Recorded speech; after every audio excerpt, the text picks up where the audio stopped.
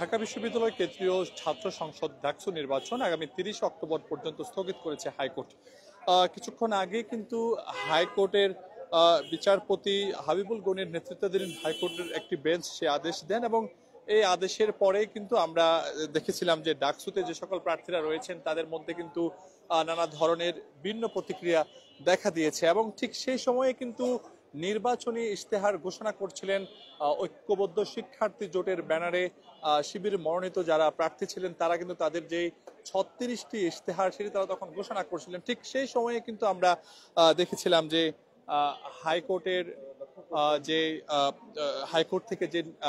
আদেশটি কিন্তু আসে এবং এরপরেই মূলত আমরা দেখেছি ডাকসু সহ ঢাকা বিশ্ববিদ্যালয়ের বিভিন্ন প্রান্তে তখনও কিন্তু যারা ডাকসু নির্বাচনে অংশগ্রহণ করেছিলেন তারা কিন্তু প্রচার প্রচারণা চালাচ্ছেন। তারা আমরা এখনো দেখতে পাচ্ছি অনেকেরই হাতে পোস্টার রয়েছে যারা মূলত এই নির্বাচনের প্রার্থী হয়েছেন। ঠিক সেই সময়ে এমন একটি নিউজে কিন্তু অনেকেই হতাশা প্রকাশ করছেন এবং ঠিক কেন এই মূলত এই নির্বাচনটি স্থগিত করা হয়েছে সকলের মনে কিন্তু নানা ধরনের প্রশ্ন জন্ম দিয়েছে। আমরা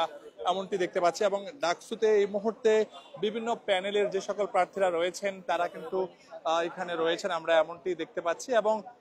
আমরা যদি দেখাই একটু আপনাদের, ঠিক এই মুহূর্তে ডাকসুর সামনে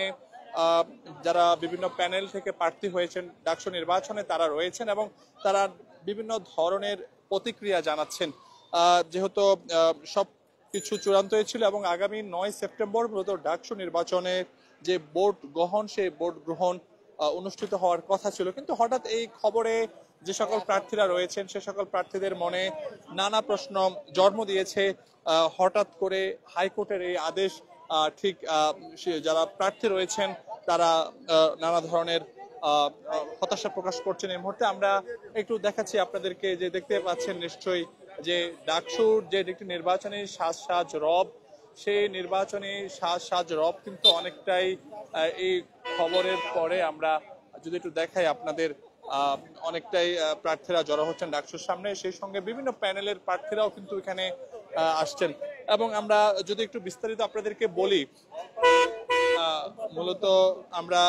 এর মধ্যে কিন্তু অনেকে অনেক ধরনের প্রতিক্রিয়া জানাচ্ছেন, অনেক প্রার্থীরাও রয়েছেন। আমরা কয়েকজন প্রার্থীর সঙ্গে একটু কথা বলার চেষ্টা করব যারা মূলত এই ডাকসু নির্বাচনে প্রতিদ্বন্দ্বিতা করছেন এবং আমরা এই মুহূর্তে ডাকসুতে এখনো অনেক প্রার্থীকে দেখতে পাচ্ছি যারা মূলত এই ডাকসু নির্বাচনে প্রার্থী হয়েছেন এবং আমাদের কাছে এখন পর্যন্ত যে খবর রয়েছে সেই খবরটি যদি আপনাদেরকে একটু বলি, সেটি হচ্ছে যে যেহেতু আগামী 30 অক্টোবর পর্যন্ত ডাকসু যে নির্বাচন সেটি স্থগিত করেছে হাইকোর্ট, মূলত বাংলাদেশ ইসলামী ছাত্র শিবিরের সাধারণ সম্পাদক পদপ্রার্থী ফরহাদ হোসেনের করা এক রিট আবেদনের প্রেক্ষিতে দুঃখিত দর্শক, আমরা যদি একটু দেখাই আপনাদের, এই মুহূর্তে ডাকসুর সামনে কিন্তু অনেকে রয়েছেন এবং অনেক প্রার্থী রয়েছেন এবং সেই সঙ্গে যদি বলি আপনাদের এই ডাকসু নির্বাচন ঘিরে কিন্তু সব ধরনের প্রস্তুতি কিন্তু নেওয়া হয়েছিল এবং আরেকটি বিষয়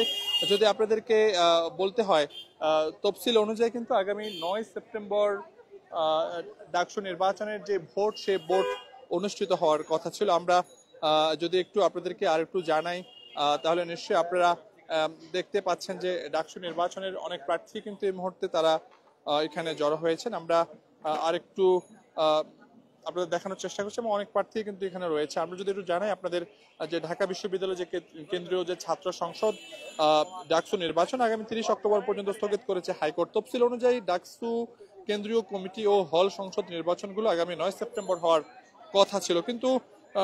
সোমবার ডাকসু নির্বাচনের সাধারণ সম্পাদক জিএস পদে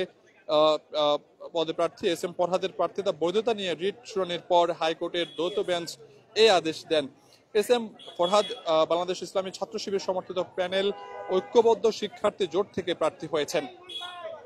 তিনি ছাত্র শিবিরের ঢাকা বিশ্ববিদ্যালয় শাখা সভাপতি। এর আগে এবারের ডাকসু নির্বাচনে বাম জোট প্রণীত